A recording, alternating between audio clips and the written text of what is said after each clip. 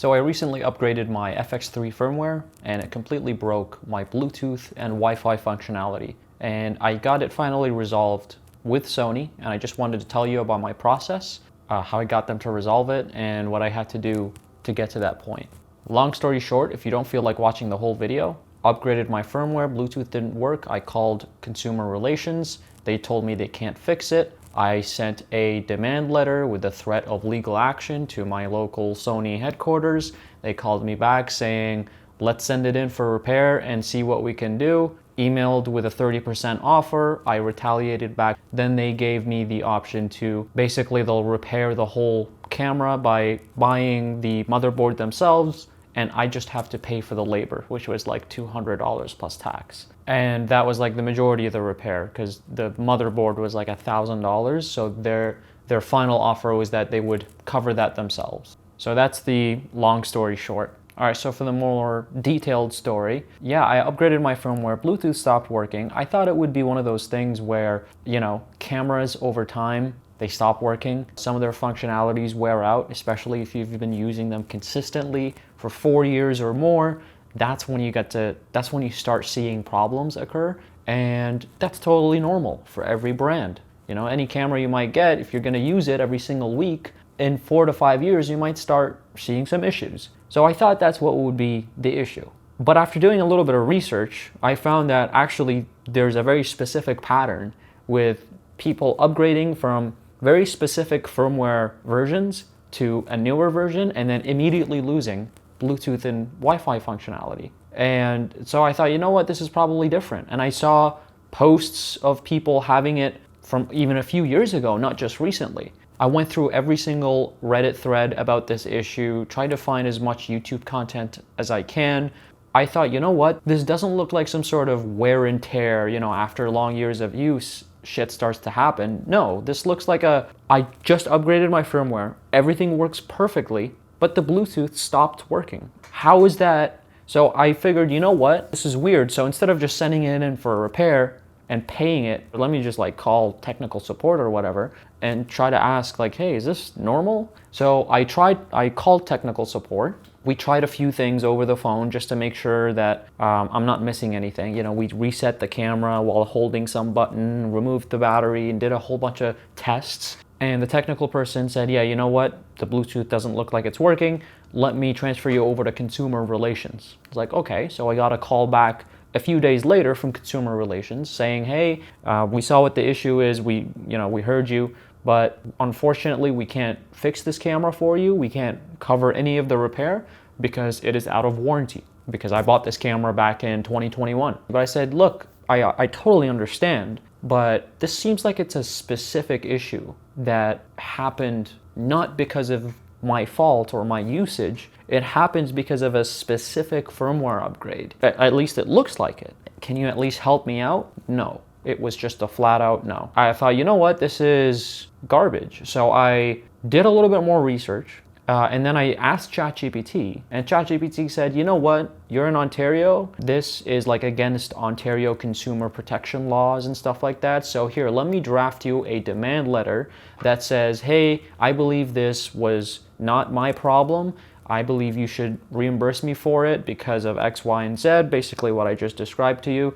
And if you don't resolve this, or if you don't help me out here, I'm gonna write a complaint to the Ontario Consumer Protection website. You could just go in and just literally create a ticket, like a complaint about a business, and also pursue further legal action. And I mailed that to the Sony location that is near my place. So I did that, and then 3 days later I get an email saying, hey, let's set up a call with some manager from consumer relations. So we set up a call, and she said, look, let's just send it for an inspection. Usually that inspection is like $70 or $80. She said, we'll waive that inspection fee. Let's just send it in for inspection and see what the issue is, and then we'll talk about resolutions. I didn't like that, but I said, you know what, fine, let's send in the camera. I finally sent it at a time when I didn't have shoots lined up, so that was a whole headache of when can I send in the camera, when can I get it back, do I have to rent cameras now for my shoots? It's just, so I sent in the camera, I got the quote for the repair, and she did too. The quote was around $1,200, $1,000 for the motherboard, and about $200 or $230 for labor. And she got back to me with an email saying, hey, we are ready to offer you a 30% discount on this. No, I'm still not going to pay. 30% off is not a lot. I'm still going to have to pay like $850 or so, plus tax out of pocket for something that I did not cause. That's bullshit. So I responded with an email saying, look, this is not enough. I've incurred a lot of loss from this, just doing this. Like, there's a lot of time that's going into this. I don't even have my camera. I don't want to have to pay for something I didn't cause. If I don't get something better than 30%, I'm going to continue on with my legal actions. And then we had a phone call after that, and that same manager, she said, you know what, here's what we're willing to do. We're willing to cover the cost of the motherboard, which is $1,000, while you pay labor. We'll cover the cost of the board, of the part, and the labor cost would be your expense.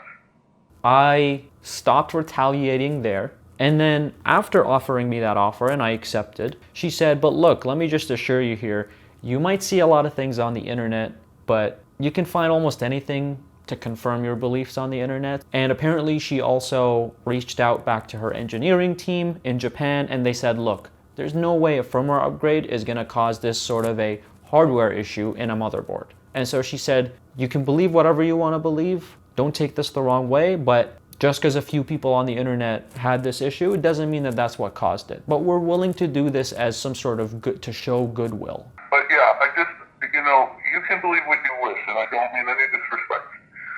I know what it's like out there. I've been, excuse me, working with this company for a long, long time. And I know that the internet can, you're gonna pretty much find everything out there about anybody or any company or what have you. But I will, before I, make a decision on any customer situation such as this, I always consult with our experts. And in this particular case, they had confirmed with Japan. So we went right to the source. Now, if Sony had anything to hide that was of epidemic nature, we would have to make it, obviously. But this is what they're telling me. I'm not an engineer. I've certainly learned a lot over the years, but it's impossible for the firmware to cause the hardware to malfunction. Look, I'm no engineer, okay? I have no idea how this stuff works, but this is a highly specific pattern that happens with a lot of people. If you just go on Reddit and follow the FX3 and A7S3 subreddits, every 2 or 3 weeks, you're gonna see a post pop up of somebody who just upgraded from firmware V4 on the FX3 or firmware V2 on the A7S3, and their Bluetooth stopped working. This is a specific issue happening to so many.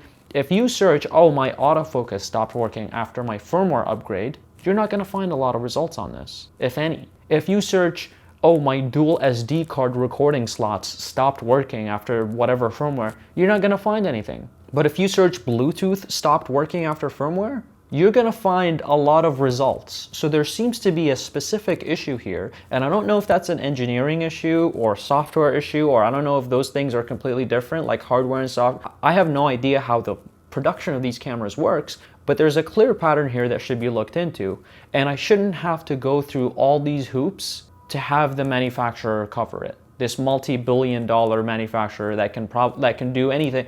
I'm pretty sure you can cover a few repairs like this, But I still had that doubt in me of, you know what, it's still possible. It's still very possible that I could be wrong and that there is some sort of issue that seems related to the firmware but isn't. And so that's why I was okay with paying, you know what, it's fine, I'll pay the $200 plus tax or however much it was for labor. It's fine. I've had the FX3 for a long time and I'm still gonna have it and make money from it. So $200 isn't much. $1,200 was a big no for me, but this was fine. And I'm glad that they finally worked with me to pay for the majority of the repair. But it just rubs me the wrong way. This whole thing, honestly, is bullshit. So many people have this exact issue after updating from that specific firmware version. There's no way you're telling me that all of these people are having a coincidence. I mean, there is a way, it's possible. Like I said, I could be wrong,